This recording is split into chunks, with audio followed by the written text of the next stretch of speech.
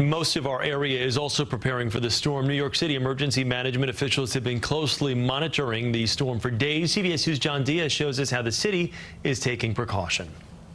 Tropical Storm Isaias already unforgiving over parts of the Bahamas, devastated by last year's Hurricane Dorian, dumping flooding rain in areas still recovering. Now, as it turns north, most of the tri-state area is under a tropical storm watch. Many beginning to prepare. MTA Chairman and CEO Pat Foy says the Transit Authority is ready.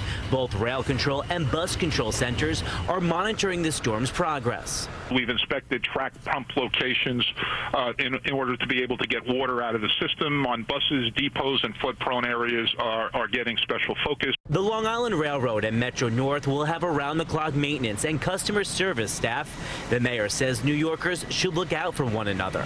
My friends, we have been surprised before by storms. We've been surprised by the way they can change at the last minute. So we're in a very vigilant state right now.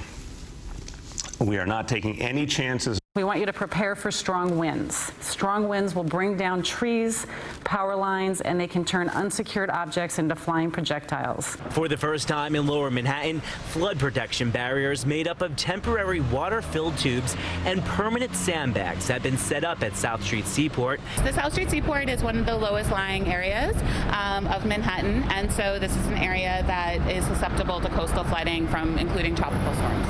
And depending on where you stand, the barrier is supposed to protect 2 blocks inland from flooding damage. But since the barriers come up short of the levels the water came up in Superstorm Sandy, locals hope it actually works. This doesn't look like it's going to do anything. The high water mark is right here for the last time around, and that is quite a bit higher than what that is inflated. Forecasters predict heavy rain will start by Tuesday afternoon.